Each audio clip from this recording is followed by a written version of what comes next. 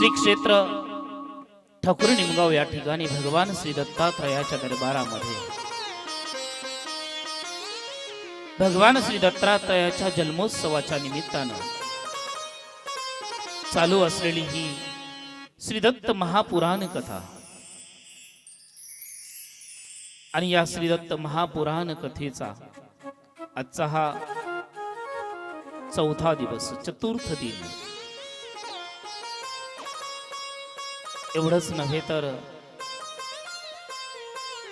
श्री दत्त महापुराण कथा यज्ञाचा हा समारोपाचा दिवस. गेली 3 दिवस सर्वांनी मोठ्या आनंदानं उत्साहानं या ज्ञान यज्ञामध्ये भक्ती रसाचा खूप मोठा आनंद लुटला. आजही भगवान श्री दत्तात्रयाच्या चरित्रामध्ये सर्वांना न्हावून निघायचं यात कोणतीही शंका नाही. काल आपण अनुभवलंय की पतिव्रत्या धर्माचं पालन करत असताना एका पतिव्रतेचं सामर्थ्य किती मोठं असतं. पतिव्रतेचं सामर्थ्य, एक ऋषीची शक्ती म्हणजेच मांडव्य ऋषीची कथा, शांडिल्य पतिव्रतेची कथा,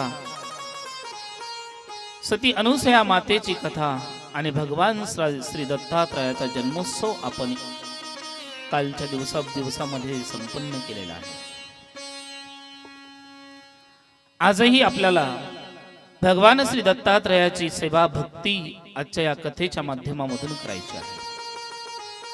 आणि म्हणूनच सर्वप्रथम आजच्या या चतुर्थ दिनाच्या कथेच्या निमित्तानं उपस्थित असणाऱ्या सर्व श्रोते सज्जन मायबापांच्या चरणी सर्वप्रथम विनम्र भावाने वंदन करतो. भगवान श्री दत्तात्रयाच्या, भगवान श्री भोलेनाथाच्या चरणी नतमस्तक होतो. मातृदेवो भो, पितृदेवो भो या नात्यानं न्यायानं परमपूजनीय मातोश्रीच्या आणि पिताश्रीच्या चरणी वंदन करतो.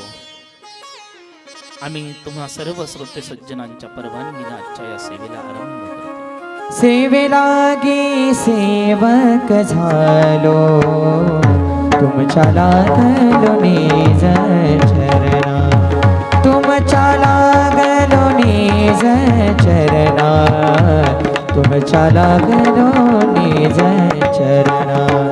सेवेलागी सेवक झालो, तुमच्या लागलो निज चरणा, तुमच्या लागलो निज चरणा, तुमच्या लागलो निज चरणा. अहो स्वामी तू कया देवा, स्वामी तू कया देवा, अहो स्वामी तू कया देवा, स्वामी तू कया देवा, अहो स्वामी तू कया देवा, अहो स्वामी तू कया देवा. यावरी न करावा फेरो, यावरी न करावा फेरो, यावरी न करावा फेरो. अहो स्वामी तू कया देवा, यावरी न करावा फेरो, यावरी न करावा फेरो, यावरी न करावा फेरो. सेवेला मी सेवक झालो, तुमच्या लागलो निज चरणा. अहो स्वामी तुकया देवा, यावरी न करावा अभिमान. या सेवेच्या निमित्तानं तुमच्या समोर तुमचा सेवक या ठिकाणी या भक्ती रसामध्ये तुम्हाला नेण्याचा प्रयत्न करतो. भगवान श्री दत्तात्रयाचा अनुसया मातेच्या आश्रमामध्ये जन्म झाला. त्याच वेळेस आणखी 2 बालकांचा जन्म झालेला होता. भगवान श्री शिवाचा अंश म्हणून शिव दुर्वास ऋषीचा अवतारही त्याच ठिकाणी झाला. दुर्वास ऋषीचा जन्म झाल्याबरोबर दुर्वास ऋषीनं अत्रि ऋषीला आणि अनसूया मातेला वंदन केलं. आणि बालक थोडंसं मोठं झाल्याबरोबर अनरण्यामध्ये तपश्चर्येसाठी निघून गेलं, कारण आपल्याकडं आज दुर्वास ऋषीची कथा सांगण्याची आता वेळ नाही. तदनंतर चंद्राचाही त्या ठिकाणी जन्म होतो आणि चंद्र देखील आपल्या चंद्रयानामध्ये सौरमंडलामध्ये आपल्या स्थानावरती जाण्याची आज्ञा घेतो आणि चंद्रिकांच्या सोबत विवाह करून त्याचं चंद्रमंडल तयार होतं. भगवान श्री दत्तात्रय बाल रूपामधून किशोर रूपामध्ये हळूहळू काही दिवसामध्ये मोठे होतात. अत्रि ऋषीच्या त्या आश्रमामध्ये आपल्या आई वडिलांची म्हणजेच अत्रि ऋषीची अनसूया मातेची सेवा करावी, दिनक्रम करावा आणि भगवत नाम चिंतन करत बसावं असा दिनक्रम चालू असतानाच विरक्त देही असणारे भगवान श्री दत्तात्रय त्यांना कोणत्याही प्रकारचं चैन पडत नव्हतं आणि म्हणून त्रिलोक भ्रमंती करावी, या जगाचा विस्तार पहावा, भगवत भक्ती व्हावी, ज्ञान व्हावं हा आकस मनामध्ये धरला आणि भगवान श्री दत्तात्रय अनसूया माता आणि अत्रि ऋषीची आज्ञा घेऊन बाहेर पडले. भ्रमंतीसाठी बाहेर पडलेले दत्तगुरु असताना, विश्वावरती राज्य करत असताना यदुराजानं सर्व काही मिळवलं होतं. संपूर्ण मृत्यू लोकावरती राज्य करून देखील एवढं मोठं ऐश्वर्य संपत्ती सर्व काही प्राप्त झालेलं असूनही यदुराजाला अंतकरणामध्ये शांती लाभत नव्हती आणि म्हणून यदुराजा अरण्यामध्ये जातो आणि स्वतःच्या अंतकरणाला प्रश्न विचारतो.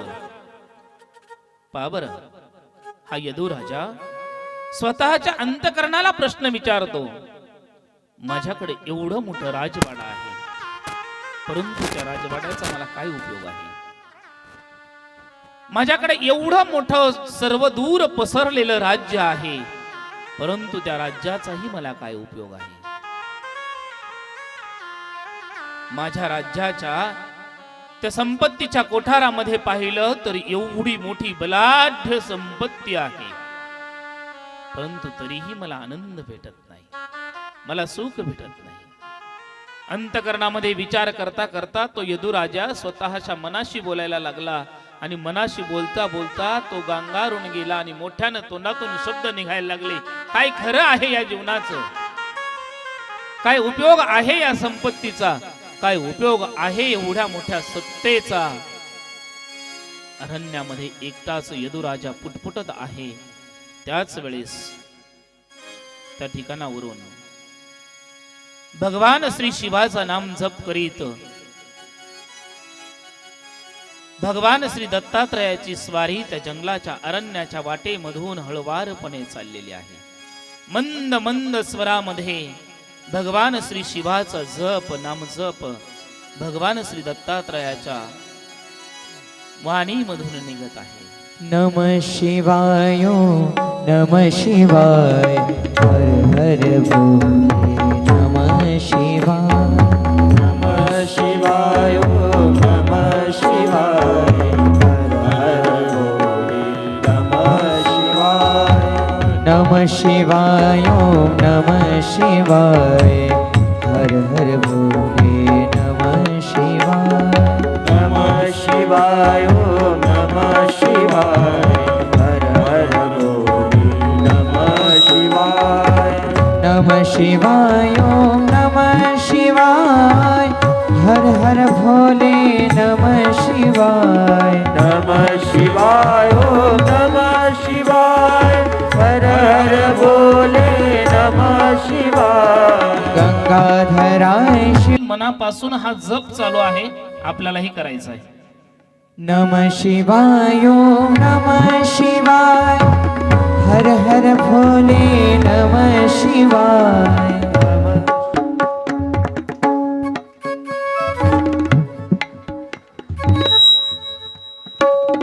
गंगाधराय शिव गंगाधराय हर हर भोले नमः शिवाय।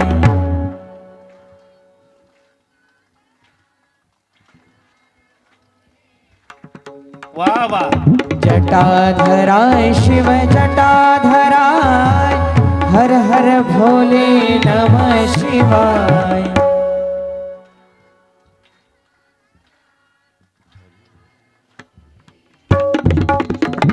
कृष्णेश्वराय शिव कृष्णेश्वराय, हर हर भोले नमः शिवाय। वा वा। सोमेश्वराय शिव सोमेश्वराय, हर हर भोले नमः शिवाय।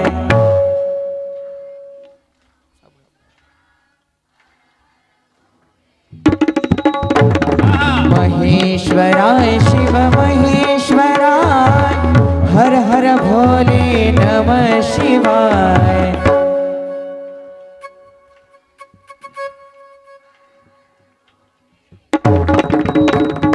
कालेश्वराय ओम कालेश्वराय, हर हर भोले नमः शिवाय।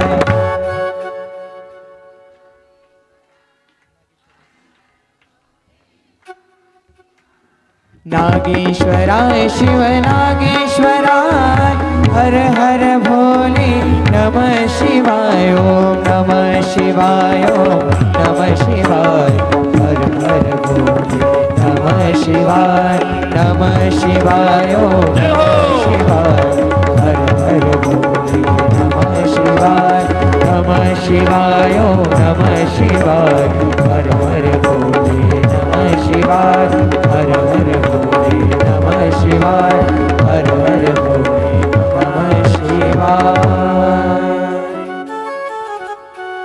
भगवान श्री दत्तात्रय त्या अरण्यामधून भगवान श्री शिवाचं नाम जप करत करत पुढे चाललेले आहेत आणि त्या यदू राजाला पाहिलं।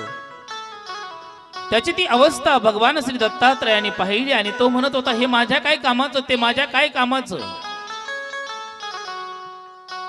दत्तात्रयजी त्याच्या समोर जातात आणि विचारतात, हे राजन, काय चाललंय तुझं, हे कोणाशी बोलतो तू? त्यावेळेस यदू सांगतो की मी दुसरं कोणाशी नाही, माझ्या अंतकरणाला मी प्रश्न विचारतोय, माझ्या जीवनाचा उपयोग काय आहे।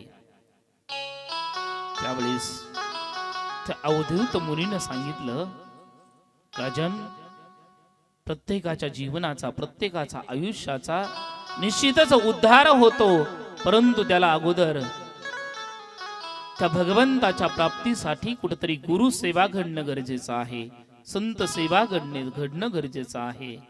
त्याच्याशिवाय त्या भगवंताची प्राप्ती होत नाही आणि त्याच्याशिवाय तुझ्या प्रश्नाची उत्तर मिळत नाही की माझ्या जीवनाचा उपयोग काय आहे। माझ्या बाईबापांनो, आवर्जून तुम्हाला सांगेल की आयुष्याचा उद्धार करायचा असेल तर असं म्हटलं जातं की त्या भगवंताची प्राप्ती झाली पाहिजे आणि त्या भगवंताची प्राप्ती व्हायची असेल तर माऊली ज्ञानोबा म्हणतात, त्या भगवंताला भाव हवा असतो, भक्ती हवी असते, परंतु त्या भावाशिवाय भक्तीशिवाय तो देव निश्चित कळत नसेल, परंतु त्या देवाची त्या भगवंताची प्राप्ती कशी होते याची अनुभूती, याची भक्ती गुरु शिवाय कळू शकत नाही।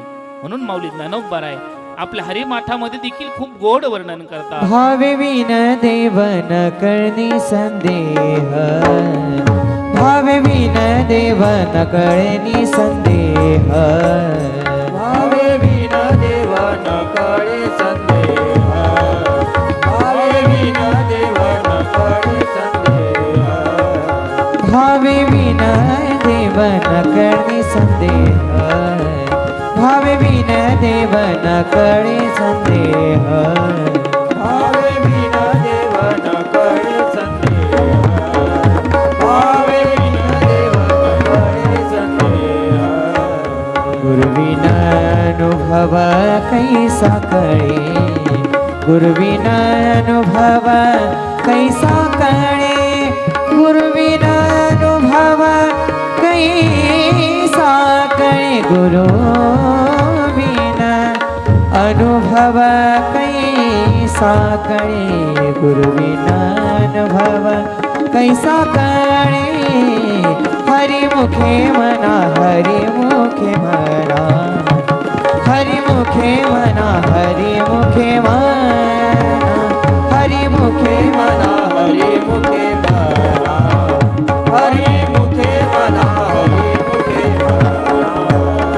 भाविविना देव न करणे संदेह गुरुविना अनुभव कैसा कळे गुरुविना अनुभव कैसा कळे गुरुविना अनुभव कैसा कळे भाविविना देव न करणे संदेह गुरुविना अनुभव कैसा कळे गुरुविना अनुभव कैसा कळे गुरुविना अनुभव कैसा कळे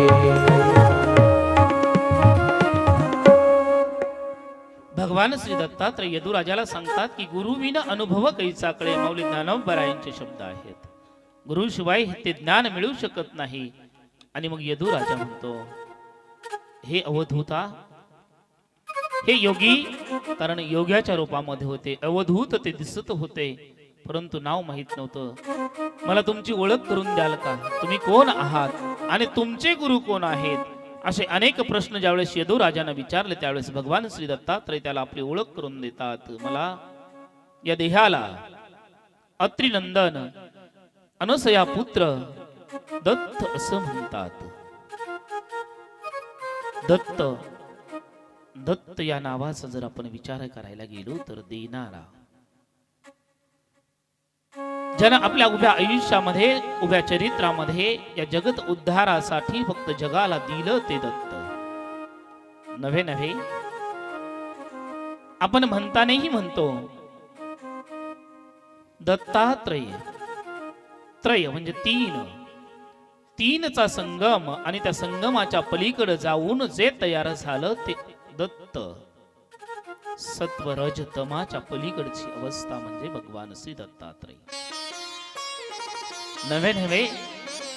श्री दत्त महात्म्य या ग्रंथामध्ये असाही उल्लेख आलेला आहे की दत्त हे नाव नसून दत्त ही उपाधी आहे. अत्रयाचा तो असणारा, अत्रयाचा म्हणजे अत्री ऋषीचा, अत्री ऋषीचा असणारा जगाला देण्यासाठी आलेला तो दत्त. आणि या दत्त मुनींनी आपली ओळख करून दिली आणि त्यावेळेस यदूचे अनेक प्रश्न निर्माण झाले. त्या प्रश्नाची उत्तर देत असताना भगवान श्री दत्तात्रय सांगू लागले, यदू, मला या जीवनाचं सार कळावं, या मृत्यू लोकाचं रहस्य कळावं आणि या सृष्टीचं वैभव लक्षात यावं म्हणून माझ्या आत्म्याच्या, माझ्या आत्मिक स्थितीची जाण मला व्हावी म्हणून मी माझ्या आयुष्यामध्ये एक नव्हे, दोन नव्हे, तीन नव्हे, 24 गुरु केले आहेत. 24. माझ्या मायबापांनो, भगवान श्री दत्तात्रय स्वतः सांगतात की मी माझ्या आयुष्यामध्ये 24 गुरु केले आहेत. दत्तात्रयाचे किती गुरु होते लक्षात ठेवा, किती? 24 गुरु होते. आज आपण भगवान श्री दत्तात्रयाचे गुरु कोण आहेत याच्याविषयी माहिती घेत असताना यदुराजाच्या प्रश्नाचे उत्तर दत्तात्रय देतात. आणि यदू म्हणतो, महाराज अवधूता, तुमचे कोणते गुरु आहेत? त्यावेळेस भगवान श्री दत्तात्रय सांगतात की माझे पहिले गुरु ही धरणीमाई आहे, ही पृथ्वी आहे. या पृथ्वीनं मला सहनशीलता शिकवली, क्षमाशीलता शिकवली. मी या पृथ्वीमाईकडून या जगतामध्ये, हे जगत इतरांना त्रास देण्यासाठी निश्चितच अनेक जण तयार झालेले आहेत. प्रत्येक जण एकामेकांना त्रास देतो आहे. नवे नवे या पृथ्वी माईला तर किती खाचा पाडल्यात, किती किती त्रास दिला जातोय. प्रत्येक जण त्या पृथ्वी माईला त्रास देतो. एवढंच नाही तर झोपेतून अंतरुणावरून उठल्यापासून तर झोपेपर्यंत प्रत्येक जण या माईला तुडवतो, परंतु ती क्षमाशील आहे. मी पृथ्वीपासून क्षमाशीलता, सहनशीलता हा गुण घेतला. भगवान सांगतात की माझे दुसरे गुरु वायू आहेत. वायू वायूच्या बाबतीमध्ये जर आपण पाहिलं की तो वारा कधीही थांबत नाही, सदैव तो वारा सगळीकडे इकडून तिकडे वाहत असतो, हे निश्चित खरं आहे. परंतु असंही म्हणतात की या चराचरामध्ये सर्व विश्व आज सचेत आहे ते वायूमुळे आहे, परंतु तरी देखील वायू डोळ्यानं दिसत नाही. भगवान श्री दत्त मुनी असं म्हणतात की मी सर्वस्वामध्ये असलो, मी प्रत्येक कामामध्ये असलो, तरीही मी माझ्या रूपानं मी म्हणून कधी जगासमोर दिसलो नाही पाहिजे. हा गुण मी माझ्या त्या वायू गुरुकडून घेतलेला आहे. माझे तिसरे गुरु पाणी आहेत, जल. पाण्याकडून मी एक विशेष गुण घेतला. पाण्याला रंग नाही, परंतु आपण जर पाण्याला प्रश्न विचारला, पाणी तेरा रंग कैसा, तर ते पाणी उत्तर देतं, जिसमें मिलाओ मैं उसी के जैसा. म्हणजे त्या पाण्यामध्ये आमच्या मात्या माऊलीनं जर निळीचं पावडर टाकलं तर ते निळं होतं. आमच्या एखाद्या माता माऊलीनं जर त्याच्यामध्ये कुंकू कालवलं तर ते लाल होतं. नव्हे नव्हे, आमच्या संध्याकाळी घराच्या बाहेर पडलेल्या एखाद्या दार बांधवानी आणखी एखादा पदार्थ मिळाला तर ते त्याच्यासारखं रंग घेऊन पुढे येत. रंग दे नको आता. पाणी तेरा रंग कैसा, जिसमें मिलाओ मैं उसी के जैसा. या न्यायाप्रमाणे पाणी हे सर्वस्व या सजीव सृष्टीसाठीच संजीवनी आहे, परंतु तरी देखील पाणी स्वतःचा रंग कधी दाखवत नाही. माझ्या मायबापांना तुम्ही सांगा ना, तुम्ही आम्ही सर्वजण जिवंत आहोत कशामुळं? पाण्यामुळं. पशुपक्षी जिवंत आहेत कशामुळं? पाण्यामुळं. आजूबाजूला दिसणारी ही सर्व सृष्टी आज एवढी हरित आपल्याला दिसते कशामुळं? त्या पाण्यामुळं. परंतु तरी देखील तुम्हाला जर मी विचारलं की मला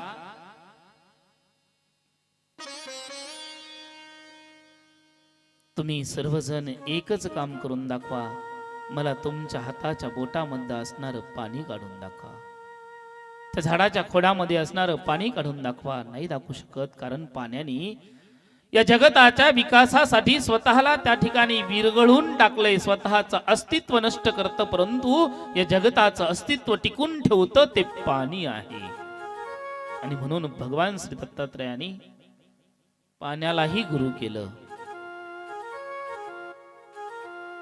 भगवान श्री दत्तात्रय सांगतात, माझा पुढचा गुरु, चौथा गुरु आकाश आहे.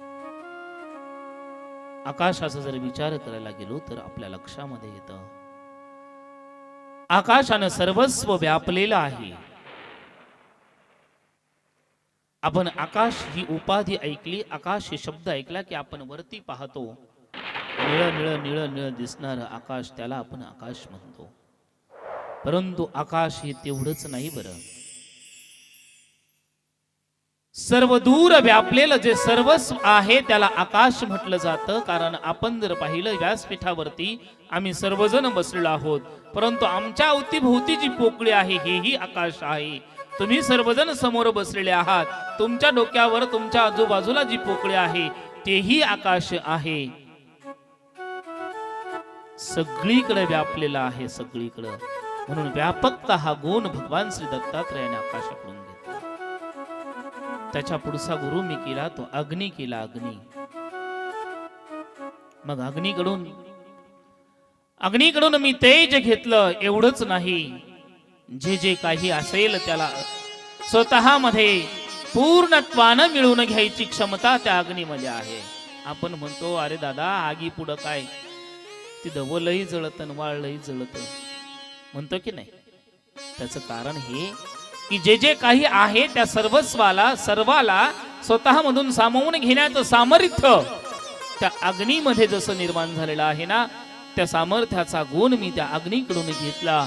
या जगतातील काही दुःख असो, या जगतातील कितीही पाप पुण्यातील कितीही चढ उतार असोत, मी त्याच्याकडे लक्ष देणार नाही. मी प्रत्येक गोष्ट सामावून घेईन आणि माझं जीवन पुढे घेऊन जाईन. अग्नीकडून तो गुण घेतला. आपण जर एवढ्या हळूहळू चाललो तर 24 याला 24 तास लागून जातील. सकाळचा पहाटेचा प्रसंग येईल म्हणून थोडस धावतं आता पुढे जातो. मला असं वाटतं मी 5 गुरु भगवान श्री दत्तात्रयाचे सांगितले आणि 6वा गुरु भगवान श्री दत्तात्रय सांगतात की माशाला गुरु केलं मी. माशाला, मासा, पाण्यातला मासा. तुम्ही म्हणाल हे काय भानगडे, आता माशाकडून काय शिकले असतील भगवान श्री दत्तात्रय? 24चे 24 गुरु असेच आहेत, प्रत्येकाकडून विशेषत्वानं शिकलं.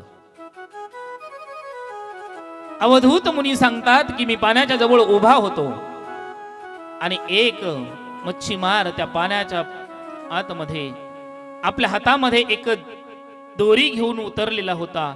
त्या दोरीला त्याने खाली एक कैची गुंडाळलेली होती, म्हणजे ते एक असं आकडा तयार केलेला होता आणि त्या आकड्यामध्ये त्याने एक केचवा, आपण ज्याला पैसा म्हणतो, असा लांबूळ अडकवलेला होता आणि तो पाण्यात सोडला होता. त्या पाण्यामध्ये सोडून त्या केचव्याला, त्या पैशाला खाण्यासाठी मासा येतोय का याची वाट तो वरती मच्छीमार बसलेला पाहत होता. प्रसंग पहा बरं. आणि मच्छीमार त्या असणाऱ्या त्या गळाकडे पाहत असताना त्या गळाला लटकलेला जो काही केचवा होता तो पाण्यामध्ये तरंगणाऱ्या, पाण्यामध्ये फिरणाऱ्या माशांना सांगत होता, दादांनो, माझा जीव गेला रे, माझा जीव गेलाय, परंतु तुम्ही तुमचा जीव गमावू नका. माझ्या मित्रांनो, माझं ऐका. ते काय सांगत होतं ते पिलू, माझ्या मित्रांनो, माझं ऐका. मत आओ मेरे लिए, मैं आधा हुआ हो तेरे लिए. हे माझ्या माशा दादा, मत आओ मेरे लिए, अरे मला खाण्यासाठी येऊ नको, कारण माझे 2 तुकडे झालेत ना, ते फक्त तुझ्यासाठी झालेत, तुला पकडण्यासाठी झालेत. मत आओ मेरे लिए, मैं आधा हुआ हूं तेरे लिए, अगर तू आएगा मेरे लिए तो ऊपर खड़ा है तेरे लिए. मत आओ मेरे लिए, मैं आधा हुआ हूं तेरे लिए, अगर तू आएगा मेरे लिए तो ऊपर खड़ा है तेरे लिए. ओरडू ओरडू सांगत होतं, पण नाही कळलं बरं का. बरेच जण असं स्वतःच्या उद्धारासाठी खूप ओरडू ओरडू सांगतात. अगदी बालपणी आपली आई सांगते, आपले वडील सांगतात, बाळू दादा ऐक, असं करू नको, हेच करणं चांगलं नाही. मोठं झाल्यानंतर शिक्षक सांगतात, दादा चुकीचं वागू नको, हे सांगतो ते कर, जर तू असं केलं नाही तर तुझं असं नुकसान होईल. जीव तोडू तोडू सांगितलं जातं, परंतु ते लेकरू ऐकत नाही आणि नको त्या मार्गाला जातं. तसं त्या माशानेही ओरडू ओरडू सांगणाऱ्या त्या केचव्याचं ऐकलं नाही आणि धाव घेतली त्या गळाकडं. जसं त्या गळाला लटकलेल्या त्या गांडुळाला किळायला जातं, तसं ते गळाला जाऊन गुत्तं आणि तो मासे मारणारा वरती त्याला ओढून घेतो. भगवान श्री दत्तात्रय सांगतात की मी त्याच्याकडूनही शिकलो. त्या मोहापोटी, त्या रसास्वादापोटी त्यानं स्वतःचं मन आवरलं नाही आणि तो स्वतःच्या जीवाला गमावून बसला. त्या पद्धतीनं आपलं मन आपल्या ताब्यात असणं गरजेचं आहे, कारण रसना ही अशा प्रकारची गोष्ट आहे, म्हणजे जीभ अशा प्रकारची गोष्ट आहे, असं इंद्रिय आहे की त्याला जर ताब्यात नाही ठेवलं तर ते माणसाच्या जीवावरती बेततं. भगवान श्री दत्तात्रय सांगतात मी माशालाही गुरु केलं. भगवान श्री दत्तात्रय पुढे सांगतात मी हत्तीला गुरु केलं. हत्तीला, माझे हत्तीही गुरु आहेत. अतिशय बलाढ्य धिप्पाड देहाचा, सहजासहजी कोणाच्या हाताला न लागणारा तो हत्ती. आम्ही विचार करा बरं, आपण सगळेजण मिळून गेलो तर एक हत्ती पकडू शकतो का? नाही पकडू शकत. मग एवढी ताकद असणारा तो हत्ती, भगवान श्री दत्तात्रय म्हणतात मी त्याच्याकडूनही शिकलो, त्याच्याकडून मी हे शिकलो. बरेच जण त्या जंगलामध्ये जातात, खूप मोठासा एक खड्डा खोदतात आणि त्या खड्ड्यावरती पूर्णतः पाचरट टाकतात, पालापाचोळा टाकतात, ते खड्डा झाकून टाकतात आणि त्या खड्ड्याच्या वरती एक नकली कागदाची म्हणा, पुष्ट्याची म्हणा, फायबरची म्हणा, पानांची म्हणा, एक नकली हत्तीन बनवतात आणि ती कमी वजनाची हत्तीन त्या कचऱ्याच्या ढिगाऱ्यावरती वरतून मांडून देतात. हा हत्ती येतो, अगदी छानपैकी डोलात वरती सोंड करून चाललेला असतो आणि चालता चालता ती हत्तीन पाहतो आणि याचा मोह आवरत नाही. मोह हा हत्ती कोणताही विचार करत नाही. ही नकली आहे का असली आहे हेही पाहत नाही. ही खरी आहे का खोटी आहे हेही पाहत नाही. समोर मी ज्या रस्त्याने चाललोय तो रस्ता योग्य आहे की अयोग्य आहे हेही पाहत नाही. आजही जगात तेच चाललंय बरं. माझ्या दादांनो लक्षात घ्या, घराच्या बाहेर पडलं की खरी आहे का खोटी आहे जरा बघत चला. आयुष्यामध्ये दररोज दररोज अनेक गोष्टी जगाच्या समोर येतात.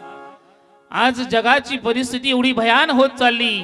या जगातील तरुणाई आज बघायला तयार नाही, डोळे उघडे ठेवून वावरायला तयार नाही.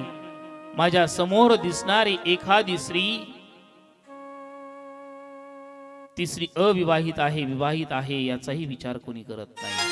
आणि समाजामध्ये वावरणाऱ्या त्या स्त्रिया देखील आज विचार करायला तयार नाहीत की आपल्या भारताची संस्कृती नेमकी काय आहे, आपला भारत आपल्याला काय शिकवतो, आपल्या भारताचं नेमकी वैभव काय आहे. एक काळ असा होता माझ्या मायबापांनो की हे भारत संपूर्ण जगाला आपली संस्कृती देत होतं. भारताची श्रीमंती ही एवढी होती की भारताकडून जगातला प्रत्येक देश काहीतरी शिकत होता आणि संपत्ती घेत होता. भारताचं वैभव, माझ्या भारतभूमीचं, माझ्या मातृभूमीचं वैभव एवढं होतं, इथं चिडिया देखील सोन्याची होती. जहाँ डाल डाल पर सोने की चिड़िया करते हैं बसेरा, वो भारत देश है मेरा, वो भारत देश है मेरा. जय हो. भारत देश है मेरा, ओ भारत देश है मेरा. जहाँ डाल डाल पर सोने की चिड़िया करते हैं बसेरा, वो भारत देश है मेरा, वो भारत देश है मेरा. ओ भारत देश है मेरा, ओ भारत देश है मेरा. जहाँ सत्य अहिंसा और धर्म का पग पग लगता फेरा, वो भारत देश है मेरा, वो भारत देश है मेरा. ओ भारत देश है मेरा, ओ भारत देश है मेरा. ये धरती वो जहाँ ऋषि मुनि जपते प्रभु नाम की माला, धरती और ऋषि मुनि जपते प्रभु नाम का प्याला. ये धरती वो जहाँ ऋषि मुनि जपते प्रभु नाम की माला. हरि ओम हरि ओम हरि ओम हरि ओम. ये धरती वो जहाँ ऋषि मुनि जपते प्रभु नाम की माला. ये धरती वो जहाँ ऋषि मुनि जपते प्रभु नाम की माला. जहाँ हर बालक एक मोहन है और राधा एक ग्वाला, राधा एक ग्वाला. जहाँ सूरज सबसे पहले आकर डाले अपना डेरा, वो भारत देश है मेरा, वो भारत देश है मेरा. जहाँ डाल डाल पर सोने की चिड़िया करती है बसेरा, वो भारत देश है मेरा, वो भारत देश है मेरा, वो भारत देश है मेरा, वो भारत देश है. भारत माता की जय. या मातृभूमीने आपल्याला संस्कार दिला, या संस्कारासोबत चालणं गरजेचं आहे. माझ्या बाई बापांनो, तो हत्ती वनामध्ये जात असताना तो पाहत नाही ही असली आहे का नकली आहे, हा रस्ता योग्य आहे का अयोग्य आहे, काही विचार करत नाही. आणि फक्त त्या हत्तीनीला माझा स्पर्श व्हावा या उद्देशानं तो पुढे सरकतो. जसा पाऊल पुढे ठेवतो त्याला असं वाटत असतं की पुढच्या पावलाला माझा स्पर्श या हत्तीनीला होईल, मला आनंद भेटेल. परंतु त्याचा पुढचा पाय हा अलगद त्या खड्ड्यामध्ये जाऊन पडतो आणि ते शिकारी त्या हत्तीला सहज पकडून घेतात. भगवान श्री दत्तात्रय सांगतात की मी या गोष्टीपासून दूर कसं राहावं हे हत्तीपासून शिकलो. कोणत्याही प्रकारच्या मोहक रूपाला न भुलता सत्य काय आहे याची जाणीव करून घेण्याची क्षमता माणसामध्ये यावी, यासाठी मी हत्तीला माझ्या समोर ठेवला आणि त्याला गुरु म्हणून स्वीकारलं. यानंतरचा गुरु मी हरिण केलाय. हरिण, ते हरिण, त्या हरणाचा जर विचार करायला गेलो तर आपल्या लक्षामध्ये येतो त्या हरणीच्या बेंबीमध्ये कस्तुरी असते असं म्हणतात. त्या हरणाची चपळाई जर पाहिली तर सर्वसामान्य प्राणी त्या हरणासोबत सहज पळू शकत नाही, परंतु त्या हरणाची शिकार कशी करावी त्या शिकाऱ्याला निश्चित माहित आहे. त्या पारध्याला निश्चित माहित असतं की याला कसं पकडायचं. त्याला माहित आहे की हरिण किती पळालं त्याच्या मागं तरीही ते सापडणार नाही. त्याला बाण मारला तरीही ते सापडणार नाही, कारण ते टुनकून उडी मारतं, नाही तर खाली तरी बसू शकतं एवढी चपळाई त्याच्यामध्ये आहे. परंतु ते सगळ्यात कमकुवत आहे ते कानानं. जर बीन वाजवली, त्या बीनचा मोहक आवाज काढला तर ते हरिण मोहून जात.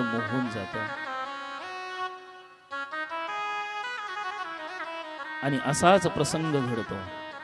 तो पारधी ते बीन वाजवतो आणि बीन वाजायला लागली का हे पळणार हरिण, अतिशय सुरक्षित जागेवर असणारा हरिण स्वतःहून त्या आवाजाच्या दिशेने आकर्षित होतं.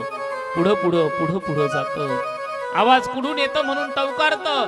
असं वरती मान करून इकडं करून पाहायला लागतं. वरती मान करून चाललेला हरिण खाली काय आहे पाहत नाही. तो शिकारी बरोबर जाळ्याच्या पलीकडच्या बाजूला बीन घेऊन उभा असतो. मध्ये जाळं लावलेलं असतं आणि या दुसऱ्या बाजून हरिण येत असतं. त्या बीनच्या दिशेनं आकर्षित झालेला हरिण अलगद त्या जाळ्यामध्ये जाऊन गुंतत आणि शिकाऱ्याच्या स्वाधीन होऊन जात.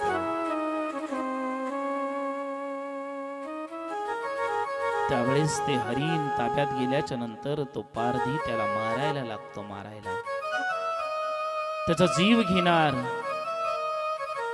त्यावेळेस ते हरिण अंतकरणापासून विव्हळलं असतं आणि सांगतं, हे शिकारी, तूने तो मेरी जान ली ही ली है, लेकिन मैं तुम्हें एक ही विनती करूंगा.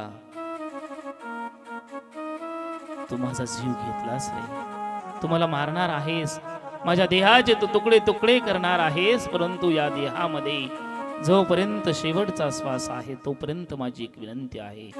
जब तक तन में जान है तब तक बीन बजाव, तब तक बीन बजाव. माझ्या माय बापांनो, देह दुसऱ्याच्या अधीन झालाय, काही क्षणात जीव जाणार आहे हेही कळलंय, तरी देखील मोह त्या ध्वनीला ऐकण्याचा आहे. एवढं ग्रासून ते हरिण गेलंय. दत्त मुनी म्हणतात, मी त्या हरिणाला गुरु केला आणि मोहक ध्वनीपासून स्वतःला सुरक्षित ठेवावं. कर्णाचं म्हणजे कानापासून त्या इंद्रियाला कोणत्या ठिकाणी अधीन करावं आणि कोणत्या ठिकाणी अधीन करू नये हे मी माझ्या हरणाकडून, हरिण नावाच्या गुरुकडून शिकलो. आणि याही पलीकडे जायचं म्हटलं तर भगवान श्री दत्तात्रय सांगतात, मी त्या भ्रमरालाही गुरु केलं, त्या भुंग्यालाही गुरु केलं. ते भुंगा, एवढी ताकद त्या भुंग्यामध्ये असते की ते वाळलेलं अतिशय निबर झालेलं लाकूड सुद्धा ते पोखरू शकतं. एवढी ताकद तुम्हाला माहितीये. तुम्ही एक प्रसंग ऐकलेला आहे रामायणामध्ये. त्या भुंग्यानं तो दिवाना म्हणजे ते कॉट पोखरला होता. ऐकलेलं आहे ना. आता रामायणाकडे मी तुम्हाला नेत नाही, फक्त सांगितलं ते भुंग्याचं सामर्थ्य आहे. भुंगा एखाद्या लाकडाला जर लागला तो त्याला पोखरून पोखरून पोखरून त्याचं भोगा करून टाकतो. एवढं सामर्थ्य त्या भुंग्यामध्ये असतं. परंतु तोच भुंगा जर एखाद्या फुलावरती बसला, कमलावरती बसला, कमळावरती जर बसला तर त्याच्या मोहामध्ये तो एवढा दंग होऊन जातो की ज्यावेळेस सांजच्या वेळेला, संध्याकाळच्या वेळेला ते कमळ पुन्हा मिटून जातं, त्यावेळेस त्या मिटलेल्या पाकळ्यामध्ये ते भुंगा आतमध्ये गुंतून पडतो. मग मला सांगा, जो भुंगा लाकडाला पोखरू शकतो तो त्या पाकळ्या पोखरू शकत नाही का? स्वतः बाहेर काढू शकत नाही का? निश्चित काढू शकतो, परंतु तो भुंगा तसा प्रयत्नही करत नाही, कारण तो त्याच्या अधीन होऊन गेलेला असतो. भगवान श्री दत्तात्रय सांगतात की मी त्यालाही गुरु केलं आणि त्याच्यापासून शिकलो. त्या गंधामध्ये किती तल्लीन व्हावं, किती दंगून जावं आणि किती नाही जावं. जर जावं तर कोणाकडे जावं, कोणाच्या तल्लीनतेमध्ये राहावं आणि कोणाच्या राहू नये हे मी त्या भुंग्याकडून शिकलो. एवढंच नाही, भगवान श्री दत्तात्रय सांगतात की मी गुरु केला तो मधमाशांच्या त्या पोळ्यामधून मध काढणाऱ्या त्या व्यक्तीला. पाबर का, मधमाशांच्या पोळ्यामधून मध काढणाऱ्या त्या व्यक्तीला मी गुरु केलं. तुम्ही म्हणाल असं कसं गुरु केलं? त्यांनी सांगितलं की या देहाला आल्याच्या नंतर त्या भगवंताची प्राप्ती करायची असेल तर 1760 फक्त साधनं जमा करण्यापेक्षा आपल्याला ध्येय काय गाठायचं हे अगोदर निश्चित करा. त्या माणसानं निश्चित केलं की मला मध हवा आहे, मध. आणि म्हणून त्यानं बाकीचा इतर खटाटोप न करता प्रत्येक फुलाच्या पाकळीमधून मध न आणण्याचा प्रयत्न करता डायरेक्ट पोळं कुठं आहे हे पाहिलं आणि स्वतःच काम साधून घेतलं. म्हणून मी त्याला गुरु केलं. गुरु याच्यासाठी केलं की मी माझं ध्येय निश्चित करून त्या भगवंतापर्यंत जाण्यासाठी अनेक साधनांचा खटाटोप न करता भगवत प्राप्तीचा योग्य तो मार्ग निवडेल आणि मग तो आनंद मी मिळवणार आहे. त्या कोळ्यालाही भगवान श्री दत्तात्रयाने गुरु केलं. तो जो कोळी आहे, कोळी तुम्ही पाहिलाय का? तो कोळी स्वतःच एक जाळदार घरट तयार करतो, घरट. आणि विशिष्ट कालावधी गेला, काम संपलं की तो कोळी ते घरट स्वतः पुन्हा गिळून घेतो, गिळून टाकतो. भगवान श्री दत्तात्रय खूप छान तत्वज्ञान यामधून सांगतात. हा आत्मा अविनाशी आहे, अमर आहे हे निश्चित आहे. परंतु आपण या देहरूपी गावाला आल्याच्या नंतर त्याच्यामध्ये जे आपलं कार्य आहे ते कार्य आपल्याला करायचं आहे. आणि ते कार्य संपलं की आपल्याला आपला प्रपंच स्वतः गिळता आला पाहिजे. म्हणजे हा देह आपल्याला सोडता आला पाहिजे. कारण त्या भगवंतानी हा देह त्याच्या कामासाठी दिलाय, आपल्या नाही. हा प्रपंच, हा खटाटोप, हा देहरूपी ग्रह, हे घर त्याने त्याच्यासाठी तयार केलेलं आहे, आपल्यासाठी नाही. संत असं म्हणतात त्या भगवंताने हा दिलेला देह त्याच्या भक्तीसाठी आहे, त्याच्या भजनासाठी आहे. देवे दिला देह भजन गुमटा, देवे दिला देह भजन गुमटा, देवे दिला देह भजन गुमटा, देवे दिला देह भजन गुमटा, देवे दिला देह भजन गुमटा, देवे दिला देह भजन गुमटा, देवे दिला देह भजन गुमटा, देवे दिला देह भजन गुमटा. तो या झाला फाटा बाधिकेचा, तो या झाला फाटा बाधिकेचा, देवे दिला देह भजन गुमटा, देवे दिला देह भजन गुमटा, देवे दिला देह भजन गुमटा, देवे दिला देह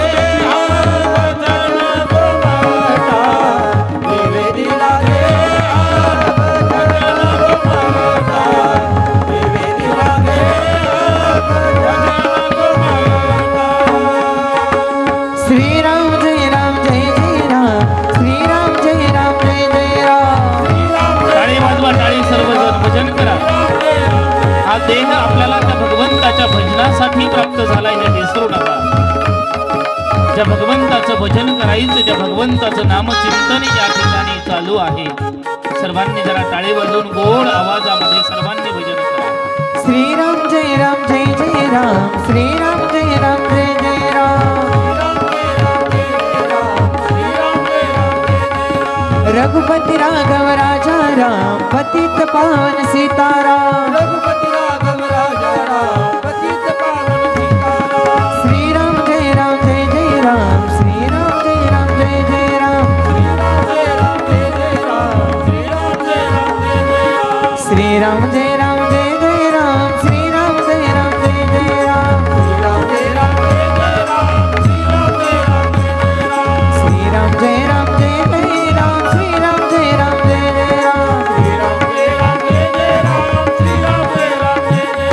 रघुपति राघव राजा राम पतित पावन सीताराम दिगंबरा दिगंबरा श्रीपाद वल्लभ दिगंबरा दिगंबरा दिगंबरा श्रीपाद वल्लभ दिगंबरा श्रीपाद वल्लभ दिगंबरा श्रीपाद वल्लभ दिगंबरा श्रीपाद वल्लभ दिगंबरा श्रीपाद वल्लभ दिगंबरा श्रीपाद वल्लभ दिगंबरा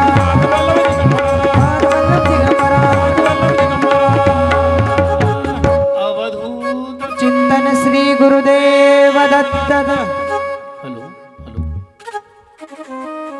अशा पद्धतीनं भगवान श्री दत्तात्रयानं 24 गुरु केले आणि 24 गुरूंकडून वेगवेगळ्या प्रकारची शिकवण घेतली आणि भगवान श्री दत्तात्रय परिपूर्ण झाले.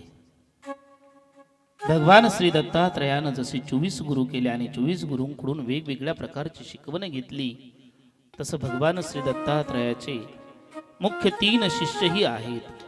त्यापैकी यदु राजा मी तुम्हाला सांगितला. दुसरा शिष्य त्यांचा होता सहस्रार्जुन. सहस्रार्जुनाविषयी देखील आपण काल परवाच्या कथेमध्ये थोडंसं चिंतन ऐकलेलं आहे. ज्या सहस्रार्जुनाचा वध परवा दिवशीच्या कथेमध्ये परशुरामाने केलेला होता. ते सहस्रार्जुन भगवान श्री दत्तात्रयाचे शिष्य होते. त्याच पद्धतीनं तिसरे भगवान श्री दत्तात्रयाचे शिष्य आणि ते म्हणजे प्रतिष्ठान निवासी शांती ब्रह्म श्री संत एकनाथ महाराजांचे गुरुवर्य जनार्दन स्वामी. या जनार्दन स्वामी देखील भगवान श्री दत्तात्रयाचे शिष्य होते. 3ही शिष्यांना भगवान श्री दत्तात्रयाने अनुग्रह दिला आणि त्यांना ही देखील संपूर्ण ज्ञानाची प्राप्ती करून दिली. भगवान श्री दत्तात्रयाचे 5 अवतारही सांगितलेले आहेत. 5 अवतारामध्ये जर आपण पाहिलं तर पीठापुरम या ठिकाणी झालेला भगवान श्री दत्तात्रयाचा पहिला अवतार श्रीपाद श्री वल्लभ स्वामी. त्यानंतर भगवान श्री दत्तात्रयाचा दुसरा अवतार नरसिंह सरस्वती. आपण भगवान श्री दत्तात्रयाच्या श्री दत्त जयंतीच्या निमित्तानं श्री गुरुचरित्र पारायण करतो.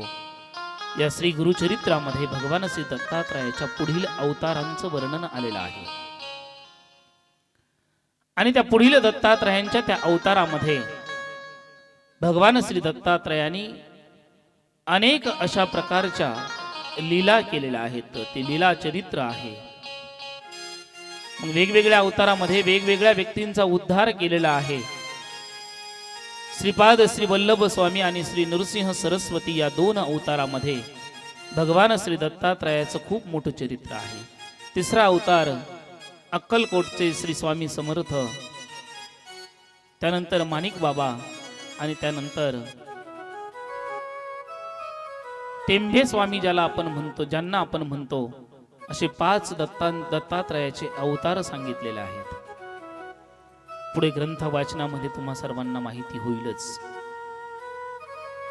आपल्या सर्वांना अतिशय सहजतेनं सर्वश्रुत असणारे जनार्दन स्वामी यांच्या बाबतीमध्ये जर विचार करायला गेलो तर त्यांचं आयुष्य जर पाहिलं तर धर्माचरण आणि राज्याचरण दोन्ही गोष्टी त्यांनी तितक्याच तोलामोलानं सांभाळल्या.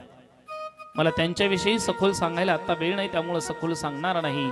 परंतु एक गोष्ट निश्चित आहे, आजही आपण जर पाहिलं तर आपल्यापासून जवळच असणाऱ्या देवगिरी किल्ल्यावरती जनार्दन स्वामींची समाधी आहे आणि त्या जनार्दन स्वामींच्या समाधी जवळ जर आज गेलं आपण तर एवढी शांतता आपल्याला अनुभवायला मिळते. आणि तिथं चौकशी केल्यानंतर समजतं शूलभंजन नावाचा तो शेजारीच एक पर्वत आहे आणि त्या पर्वतावरती जर गेलं तर तिथं आजही कुंड आहेत.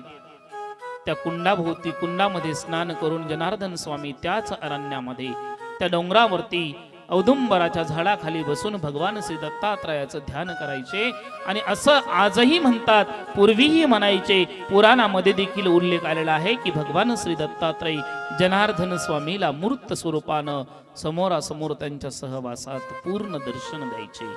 आणि त्यावेळेस जनार्दन स्वामी नव्हे, आधी करून शिष्य परिवाराच्या मुखातून सहज शब्द निघायचे, नमन माझे गुरुराया महाराजा दत्तात्रया, महाराजा दत्तात्रया. कारण जनार्दन स्वामी असतील, माऊली ज्ञानोबाराय असतील, आधी करून संतांचे एकच वाक्य होतं, त्यांचं म्हणणं होतं, जर आपल्या पाठीशी जर आपले गुरुवर्य असतील, आपले श्री गुरु आपल्या सोबत असतील, तर त्यांचा संपूर्णपणे उद्धार झाल्याशिवाय राहत नाही. कारण माऊली ज्ञानोबाराय देखील म्हणतात, ज्ञानदेव म्हणे, तरलो तरलो आता उद्धरलो गुरु कृपे. श्री गुरु सारीखा असता पाठी राखा. श्री गुरु सारीखा असता पाठी राखा.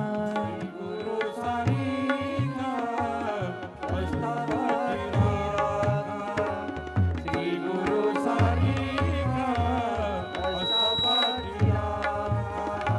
श्री गुरु सारीखा असता पाठी राखा. श्री गुरु सारीखा असता पाठी राखा.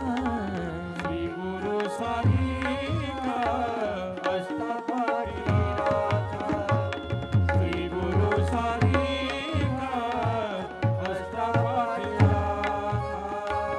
इतरांचा लेखा कोण करी. इतरांचा लेखा कोण करी. राजयासी कांता काय भीक मागे. राजयासी कांता काय भीक मागे. राजयासी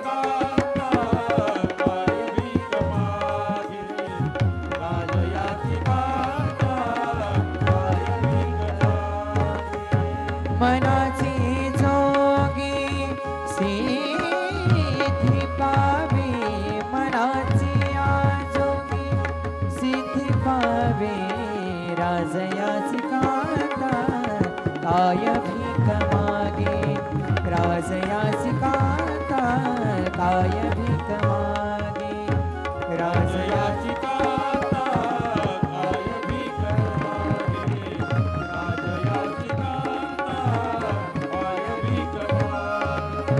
ज्ञानदेव म्हणे तरलो तरलो.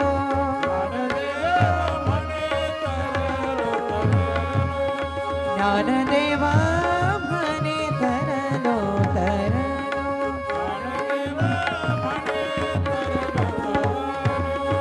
आता हो ठरलो गुरु कृपे. आता हो ठरलो गुरु कृपे. आता वो धरलो. आता वो धरलो गुरु कृपे. राजयासी कांता काय भीक मागे. श्री गुरु सारीखा असता पाठी राखा.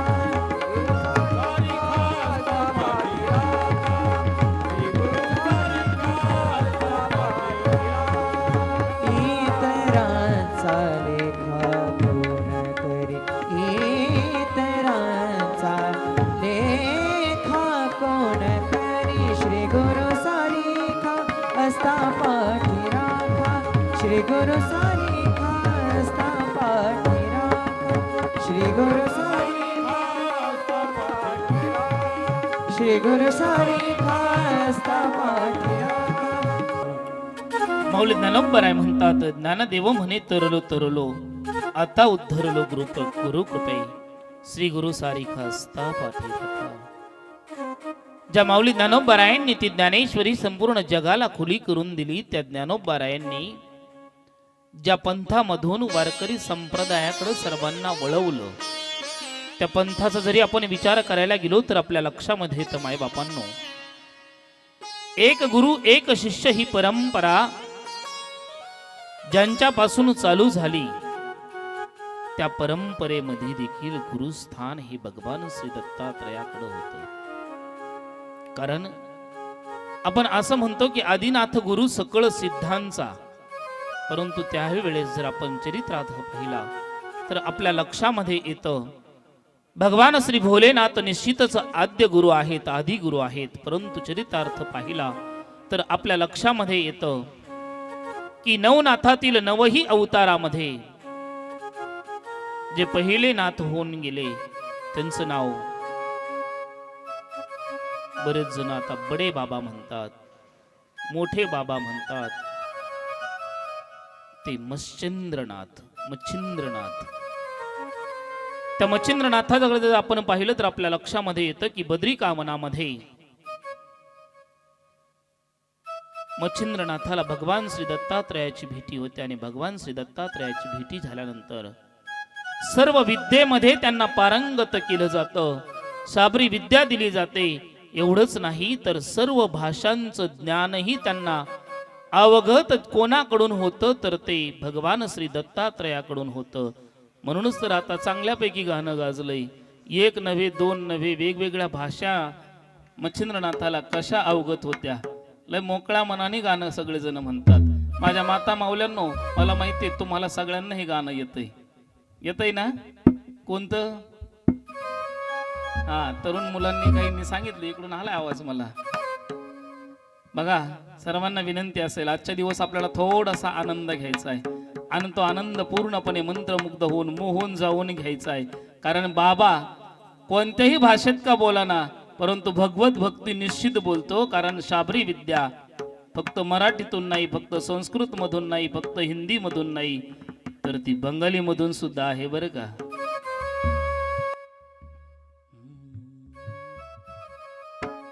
दादा गुरु मच्छिंद्रनाथ त्या गर्भगिरी पर्वतात, दादा गुरु मच्छिंद्रनाथ त्या गर्भगिरी पर्वतात, त्यांची भाषा आहे निराळी, त्यांची भाषा लईच निराळी. जय हो. बंगाली न बाबा बोलतो बंगाली, बंगाली न बाबा बोलतो बंगाली. आज जे माझे पुरुष मंडळी उपस्थित आहेत, माझे जे बांधव आहेत, दादा दिदींनो, सर्वांना विनंती आहे, उभे राहा, सर्वजण राहा उभे. सर्वांनी उभा राहायचं, सर्वांनी. काही नाही, कोणी असं म्हणू नका का माझं लय वय झालंय, कोणी असं म्हणू नका मला कोणीतरी पाहिजे. दादा गुरु मच्छिंद्रनाथ त्या गर्भगिरी पर्वतात,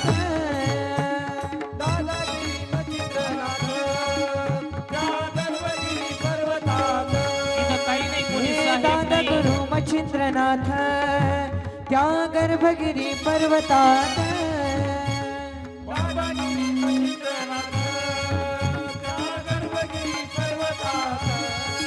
त्यांची भाषा आहे निराळी, त्यांची भाषा लईच निराळी. बंगाली न बाबा बोलतो बंगाली, बंगाली न बाबा बोलतो बंगाली. जय हो, जय हो.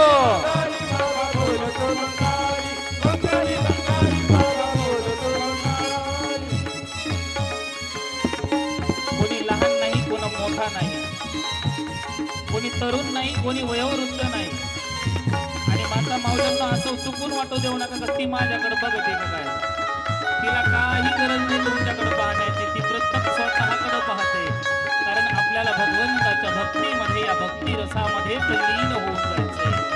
आणि म्हणून सर्वांना विनंती आहे, झूम के अगदी अंतकरणापासून दिल से अगदी अंतकरणापासून सर्वांनी भगवत भक्तीमध्ये नाहून निघायचं आहे.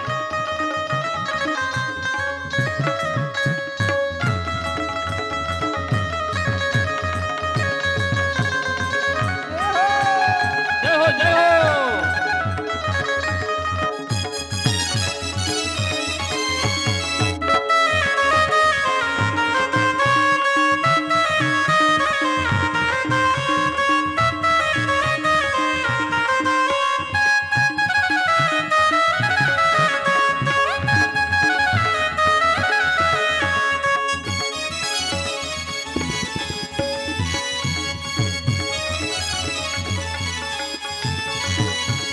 नाथ माझा काळ भैरी अवतार शिवाचा, नाथ माझा काळ भैरी अवतार शिवाचा, अवतार शिवाचा नाथ अष्टभैरवाचा, अवतार शिवाचा नाथ अष्टभैरवाचा, अवतार शिवाचा अष्टभैरवाचा, अवतार शिवाचा अष्टभैरवाचा.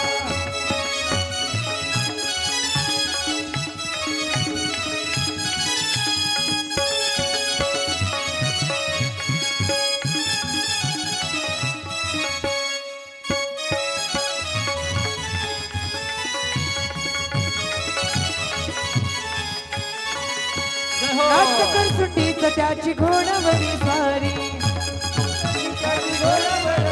हे नाटकर सुटीच त्याची घोडावरी स्वारी,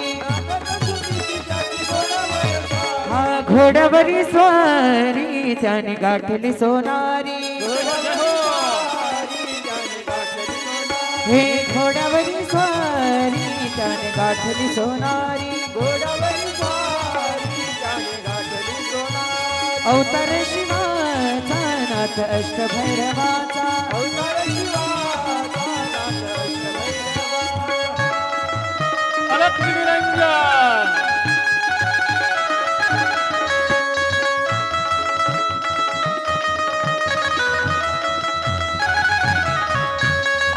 अरे.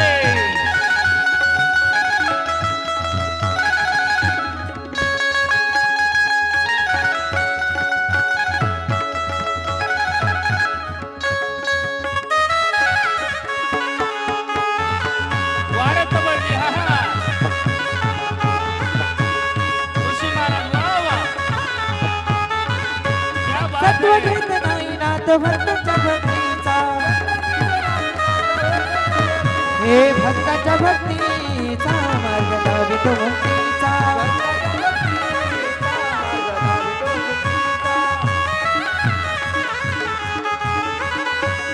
आदिमाय जोगेश्वरी भैरवाची कांता, हे आदिमाय जोगेश्वरी भैरवाची कांता, हा भैरवाची कांता विक्री भक्ताची ती चिंता, नाथ माझा काल भैरी अवतार शिवाचा, हे नाथ माझा काल भैरी अवतार शिवाचा, हा अवतार शिवाचा नाथ अष्टभैरवाचा, अलख निरंजन.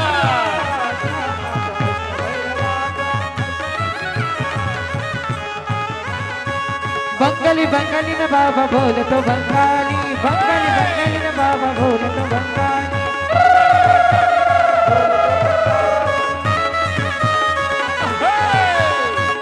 जय हो, जय हो.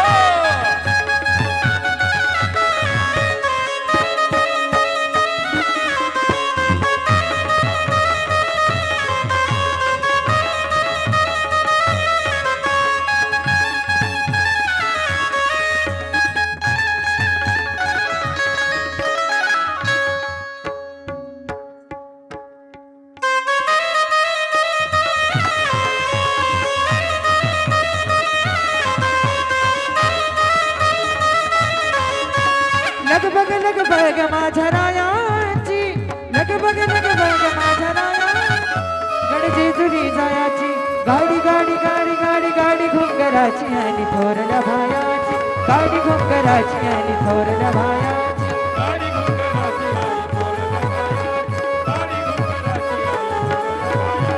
सासू ग सासर आई प्रेम बापा वाणी, घरामध्ये नव्हती ऐक सुखाची घराणी,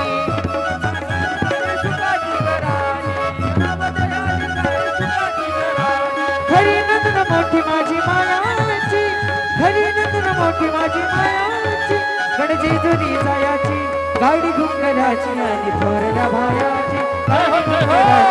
थोरल्या भायाची, गाडी घोडराची आली थोरल्या बायाची, गाडी घोडराची आली थोरल्या बायाची.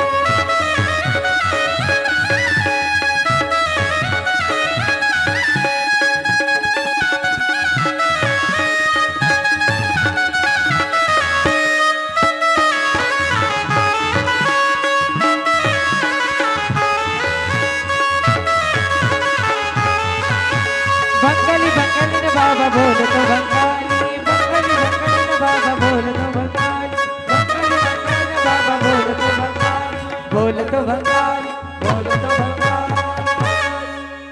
वा वा वा वा वा. बसा बसा बसा आता खाली.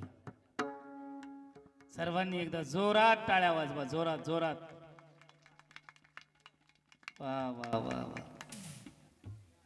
ज्यांनी घेतला त्यांना मिळाला, ज्यांनी नाही घेतला त्यांना काय उद्या हा आनंद नाहीये. असो.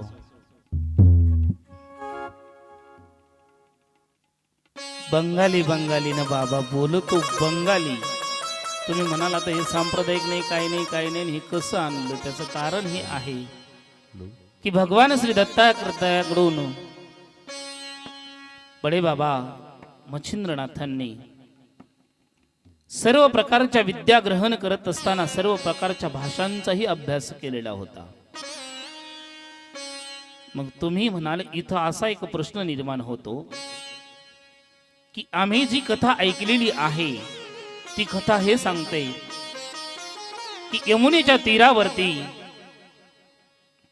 ज्यावेळेस भगवान श्री भोलेनाथ पार्वती आई साहेबांना घेऊन आलेले असतात आणि पार्वती आई साहेबांनी प्रश्न विचारलेला असतो, तुम्ही ज्याची भक्ती करता, ज्याचे भजन करता, त्या भगवंताच्या त्या शक्तीच्या भजनामधलं बीज काय आहे, ते मूल तत्व काय आहे?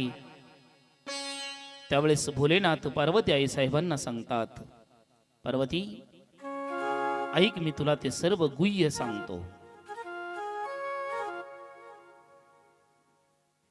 ते सर्व गुह्य पार्वती आई साहेबांना मच्छिंद्र आदिनाथ गुरु सांगत असताना, भगवान भोलेनाथ सांगत असताना वातावरण अतिशय शांत होतं. यमुनेचा तो तट होता. माझ्या मायबापांना एक गोष्ट लक्षामध्ये ठेवा बरं, याच्यामध्येही दोन संकेत आलेले आहेत. एका ठिकाणी असा उल्लेख आलेला आहे की क्षीरसागराच्या किनारी, आणि एका ठिकाणी असा उल्लेख आलेला आहे यमुनेच्या तटावरती, यमुना नदीच्या तटावरती. यमुना नदीचं ते पाणी खळखळ खळखळ वाहतंय. आकाशामधील पक्षी झाडा झुडपावरती अतिशय आनंदानं बहरलेले आहेत, बसलेले आहेत. झाडं झुडपं अगदी हिरवाईनं बहरलेले आहेत. शांत ती वेळ होती आणि अतिशय शांत वातावरणामध्ये, निसर्गरम्य वातावरणामध्ये, मोहून गेलेल्या त्या वातावरणामध्ये साहजिकच आहे अगदी शहरामध्ये राहणारी बाई, कधी बाहेर न पडलेली बाई एवढ्या प्रसन्न वातावरणात गेली का तिचं फिरायचं राहून जातं. ती विचार करते, एवढ्या रानावनात काय शांत सावलीला मला आणलंय. मग झाडाला टेकून बसते आणि तशीच दुखली घेते, कारण तिला तिकडं फिरायचा नाद नसतो, सिनेमा थिएटर मध्ये जायचा नाद असतो. इकडे कैलास पर्वतावरती असणाऱ्या पार्वती आई साहेब सदैव भोलेनाथाच्या सोबत सर्व लोकांमध्ये फिरणाऱ्या, कधी वैकुंठ लोकाला जावं, कधी ब्रह्म लोकाला जावं, कधी स्वर्गाकडे जावं, कधी कैलासावरती जावं, सगळीकडे फिरणाऱ्या. परंतु आदिनाथाला ज्यावेळेस प्रश्न विचारले त्यावेळेस आदिनाथाने पार्वती आई साहेबांना निवांत जागेवरती नेलं, यमुनेच्या तटावरती. आणि त्या तटावरती बसलेल्या असणाऱ्या शांत वातावरणामध्ये आदिनाथजी सांगू लागले, पार्वती, मी जे सर्व काही प्राप्त केलेलं आहे त्याच्या पाठीमागील जे सामर्थ्य आहे, जो गुह्य आहे, जो बीज आहे, जो बीज मंत्र आहे, तो कसा आला, कसा तयार झाला आणि तो कोणता आहे हे मी तुला सांगतो. सविस्तर वर्णन करायला महादेवची सुरुवात करतात. परंतु त्या मोहक वातावरणामध्ये, त्या पक्ष्यांच्या किलबिलाटामध्ये, त्या झऱ्याच्या त्या पाण्याच्या खळखळाटामध्ये पार्वती आई साहेबांचा डोळा लागून जातो. मात्र हे ज्ञान दुसरे तिसरं कडून निघलेलं नसतं, ते प्रत्यक्ष भगवंताच्या तोंडून निघलेलं असतं. आणि मग हे वाया निश्चित जाणार नसतं. आणि याची जबाबदारी पुन्हा एकदा भगवान विष्णूला घ्यावी लागते. आणि भगवान विष्णूचेच रूप असणारे, स्वरूप असणारे, त्या असणारा अंशाचा अवतार त्या माशाच्या पोटामध्ये अंडजाच्या रूपानं त्या यमुनेच्या तटावरती त्या अंडजामध्ये असतो. आणि तिथं तो बाहेर पडलेला बीज मंत्र, बाहेर पडलेलं ते गुह्य ज्ञान त्या माशाच्या पोटामध्ये त्या नारायणानं ऐकलेलं असतं. संपूर्ण सांगून झाल्यानंतर पार्वती आई साहेबांना ज्यावेळेस भगवान भोलेनाथ प्रश्न विचारतात, त्यावेळेस भोलेनाथाच्या लक्षात येतं की हिला तर कधीच डुकला लागलाय. मग थोडासा स्पर्श केला तर त्यांनी अशी मान बाजूला केली. मग भोलेनाथाला प्रश्न पडला की मी एवढ्या वेळेपासून हे सर्व प्रश्न सांगतोय, प्रश्न विचारतोय, सगळ्या गोष्टी सांगतोय, मला मग हुंकार कुठून येत होता? कोणी माझ्या प्रश्नाला होकार दिला? कारण होकार दिल्याशिवाय वक्त्याला पुढे जाता येत नाही. होकार तर मिळत होता. त्यावेळेस शोध घेतल्यानंतर कळलं की भोलेनाथाच्या तोंडून निघणाऱ्या सर्व काही ध्वनी, सर्व मंत्र, सर्व गुह्य, सर्व बीज त्या नारायणाने मच्छाच्या पोटामधून श्रवण केलेलं होतं. ही कथा तुम्ही आम्ही सर्वांनी ऐकलेली आहे. मग इथं प्रश्न असा होतो की जर भोलेनाथानं पार्वती आई साहेबांना सांगत असताना ते गृह्य ज्ञान मच्छिंद्रनाथाने जर स्वीकारलं होतं असं तुम्ही म्हणता, मग भगवान श्री दत्तात्रयाने सर्व विद्या दिला असं कसं म्हणता? कारण असं नको व्हायला, आता काय उद्या कथा नाही त्याच्यामुळे उद्या प्रश्न विचारता येणार नाही. उद्या जर चुकून हुकून मी दुसरीकडची तारीख घेतली आणि तिकडं निघालो तर तिकडं जाता जाता कोणी काय आडवं होऊ नये, भाऊ तू काल असं कसं सांगितलं रे. त्याच्यामुळे आत्ताच उलगडा करून देतो. जे गुह्य ज्ञान भोलेनाथाकडून मच्छिंद्रनाथाला प्राप्त झालं होतं ते माशाच्या पोटामध्ये पूर्ण अवतार होण्यापूर्वी प्राप्त झालेलं होतं. ते निश्चित त्यांच्या अंतकरणामध्ये होतं. परंतु नाथांचे अवतार होण्यापूर्वीच ज्यावेळेस भगवान श्री विष्णूच्या वैकुंठ लोकामध्ये अवतार कार्याविषयी सभा घेतली होती, मीटिंग घेतली होती, त्या मीटिंग मध्येच हे निश्चित झालेलं होतं. तिथंच हे ठरलेलं होतं की तीनही देवांचा अवतार असणारे भगवान श्री दत्तात्रय, या भगवान श्री दत्तात्रयांकडं नवनाथांचे जे नवही अवतार होणार आहेत त्या नवही अवतारांना पुनश्च एकदा दीक्षा प्राप्त करून देण्याची जबाबदारी दिलेली होती. आणि म्हणून बद्रिक आश्रमामध्ये ज्यावेळेस त्या बापाच्या सोबत मच्छिंद्रनाथाचं पटलं नाही, कथा आता नवनाथांची जास्त वेळ घ्यायला आपल्याला वेळ नाही, पुन्हा कधीतरी बघू. तुम्ही म्हणा पुढची सोय करतो काय? नाही, तसं काही नाहीये, पुढची सोय काही करीत नाही. परंतु आपल्या सर्वांना माहित आहे की ज्यावेळेस त्या कोळ्यानं त्या बाळाला घेतलेलं होतं, ते बालक लहानचं मोठं केलं होतं आणि त्या कोळ्यानं त्याला नदीवरती नेलं, मासे पकडले आणि ते टोपलीमध्ये ठेवलं. त्या बाळाला ते पाहावल्या गेलं नाही. अंतकरणामध्ये जागृत झाली शक्ती आणि माझ्या भावंडांना हे मारतात असा विचार करून तो कोळी ज्यावेळेस पुन्हा पाण्यात उतरतो त्यावेळेस हा मुलगा ते सर्व मासे पाण्यात सोडून देतो. हा प्रकार पाहिल्यानंतर तो कोळी बाहेर येतो, कानामाग वाजवतो, राग येतो, घर सोडून निघून जातो. भटकंती करत करत करत करत करत ते बाळ थेट बद्रिकावनामध्ये पोहोचतं. आणि तिथं गेल्याच्या नंतर भगवान श्री दत्तात्रयाची भेटी होते. आणि भगवान श्री दत्तात्रयाची भेटी झाल्यानंतर मच्छिंद्रनाथाला भगवान श्री दत्तात्रयांकडून जो अनुग्रह प्राप्त होतो तसाच अनुग्रह वेळोवेळी नवनाथांचे इतर अवतार झाल्यानंतर त्यांनाही प्राप्त होतो. तसाच तो शेवटचा अनुग्रह भगवान श्री दत्तात्रयांचा गहिनीनाथांना देखील झाला. मग तुम्ही म्हणाले पुन्हा एकदा प्रश्न निर्माण होतोय, गुरु परंपरा मच्छिंद्राने बोध गोरक्षाशी केला, गोरक्षाने कोणाला केला? गहिनीनाथाला केला, आणि गहिनीनाथाने निवृत्तीनाथाला केला.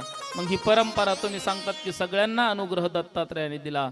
निश्चित आहे, गुरु शिष्य परंपरा ही त्याच ठिकाणी अबाधित आहे. परंतु प्रत्येक नाथाला सर्व नवनाथांना वरद हस्त हे भगवान श्री दत्तात्रयाचं लाभलं.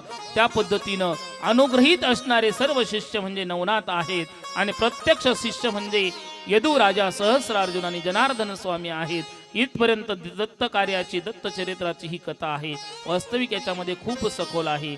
माझ्या मायबापांना एक विनंती करून सांगेल, भगवान श्री दत्तात्रयाचं श्री दत्त महात्म्य दत्त महापुराण ही कथा 2, 3, 4 दिवसाची निश्चित नाही. त्या कथेसाठी मी कमीत कमी 7 दिवसाचा कालावधी लागतो. म्हणून गेली 3-4 दिवस आपल्याला उड्या मारीत मारीत मारीत पळावं लागलं. आणि आपण सर्वजण ज्याचं पारायण करतो ते म्हणजे श्री गुरु चरित्र. तोही ग्रंथ अतिशय पवित्र आहे. श्री दत्त महात्म्य हाही ग्रंथ अतिशय पवित्र आहे. दोन्ही ग्रंथांचा निश्चित विचार करा, अभ्यास करा, मनोभावे या ग्रंथांची सेवा करा, पूजा करा, वंदन करा. हे याच्यासाठी सांगितलं कारण भगवान श्री दत्तात्रयाचे जे पुढील अवतार आहेत त्या पुढील अवतारामध्ये केलेल्या सर्व लीला श्री गुरुचरित्रामध्ये आहेत. आणि भगवान श्री दत्तात्रयाने खुद्द दत्त अवतारामध्ये काय कार्य केलं याच्याविषयीचं संपूर्ण वर्णन श्री दत्त महात्म्य, श्री दत्त महापुराण या ग्रंथामध्ये आहे. या दोन्ही ग्रंथांना मी मनोभावे वंदन करतो. गेली 4 दिवस तुम्ही सर्वांनी माझ्यासारख्या पामराचं खूप तोडकं मोडकं बोलणं सर्वांनी ऐकून घेतलं. आणि आज खरोखर मी मनापासून तुमच्या सर्वांच्या समोर नतमस्तक आहे. योगायोगाने आज आमचाच दिवस आहे. तुम्ही म्हणाल कस काय? आज आमच्या सारख्यांचा पोळा आहे, पोळा. तुम्ही म्हणता ना आता हे काय आणलं? आंधळे, पांगळे, बहिरे, हात मोडलेले, पाय मोडलेले, बहुविकलांग झालेले अशा सर्वांचा आज जगामध्ये दिन आहे. म्हणजे जागतिक दिव्यांग दिन, जागतिक अपंग दिन. परंतु सृष्टीच्या रचयित्यानं, सृष्टी रचणारानं पूर्वीपासून अनेक युगापासून तर आजपर्यंत ही रचना करत असताना एक गोष्ट निश्चित केली. अष्टावक्रासारखा देखील सर्वांगाना वाकडा असणारा होता, परंतु तोही देखील सर्वज्ञानी झाला होता. माझ्या मायबापांनो, तुमच्या आयुष्यामध्ये तुम्हाला जिथं कुठं जे कोणी दिव्यांग भेटतील, निश्चित एक गोष्ट सांगेल की त्यांना सहानुभूती देऊ नका, परंतु त्यांना उभा राहण्याची क्षमता निश्चित मनामधून त्यांच्यापर्यंत पोहोचती करा, त्यांना उभा करा. एवढंच एक तुम्हा सर्वांना विनंती करतो. गेली 4 दिवस तुम्ही जे काही श्री दत्त महात्म्य, श्री दत्त महापुराण कथा श्रवण केली, मीही तुमच्या भावाप्रमाणे आहे, मुलाप्रमाणे आहे. जर काही माझं चुकलं असेल, मागलं असेल, विनोदानं काही बोललो असेल, कोणाच्या अंतकरणाला लागलं असेल, तर अंतकरणापासून तुमची सर्वांची माफी मागतो, माफ करा. या निमित्तानं आज एक तुम्हाला विनंती असेल. गेली 4 दिवस ज्यांनी सर्वांनीच कथा ऐकलेल्या आहे, त्यापैकी माझी विनंती असेल की 2 आमच्या माता भगिनी महिला आणि 2 पुरुषांपैकी आमचे दादा, वडीलधारी मंडळी, अशा 4 जणांनी आपलं मनोगतही या ठिकाणी व्यक्त करायचं. पुढची एक गोष्ट आहे, अगदी एक 5-10 मिनिटाचाच वेळ घेणार आहे. दुसरी गोष्ट, कोणत्याही ग्रंथाची आपण कथा ऐकली, कथा श्रवण केली, पुराण ऐकलं, चरित्र ऐकलं, पारायण केलं, तर त्याची कुठेतरी छोटीशी मिरवणूक होणं गरजेचं असतं. परंतु आपला कालावधी सर्व गोष्टी विचारात घेता आपल्याला दिंडी काढणं, हे करणं, ह्या गोष्टी शक्य नाहीत. त्यामुळं आपण आरतीच्या अगोदर 1-2 मिनिटामध्ये हा ग्रंथ कपड्यामध्ये घेऊन, पाटासहित डोक्यावरती घेऊन इथूनच आपण मंदिराभोवती प्रदक्षिणा या ठिकाणी दत्तभजनामध्ये मारणार आहोत. हे 1-2 मिनिटाचं काम आहे. आणि दुसरी गोष्ट, उद्याच्या संदर्भामध्ये देखील काही महत्त्वाच्या सूचना द्यायच्या. काही भाविकांनी महाप्रसादासाठी देणगी जमा केलेली आहे. त्यामुळं मी काल तुम्हाला जे वचन दिलं होतं, शब्द दिला होता, त्या शब्दाला जागं राहून मी माझी कथा, तुम्ही मला वाटतं कोणीतरी ॲक्युरेट टाईम जर सांगितला तर बरं राहील. किती वाजले? 9:03. वरचे 3 दत्तात्रयाची मी 9 वाजता सोडले. त्यामुळं सर्वांना विनंती असेल, एकदा दिगंबरा दिगंबरा भजन होईल. त्या भजनाच्या नंतर ऐका बरं, आजचे दिवस माझी अगदी तुम्हाला सर्वांना चरणावरती वंदन करून पाय पडून विनंती, 15-20 मिनिटाचा वेळ. आता कोणी उठून जाऊ नका, कारण आजची आरती ही महाआरती आहे. ती आरती घ्यायची, त्या आरतीचा प्रसादही घ्यायचा आहे. दिगंबरा दिगंबरा भजन होईल. त्यानंतर आपण फक्त 1-2 आमच्या भगिनी माता माऊल्यांचं दोघींचं मनोगत आणि 2 पुरुष वर्गाचं स्वतःहून, कोणाला आग्रह नसेल, या कथेविषयी तुम्हाला काय वाटलं याचं मनोगत घेणार आहोत. त्याच्यानंतर आपली ग्रंथ दिंडी 2 मिनिटामध्ये होईल. आणि ग्रंथ दिंडी इथं आली की लगेच आपली भगवान श्री दत्तात्रयाची, श्री दत्त महात्म्य या ग्रंथाची महाआरती होईल आणि कार्यक्रमाचा समारोप होईल. तर आणि उद्याच्या सूचना सुद्धा तुम्हाला आत्ताच मिळणार आहेत.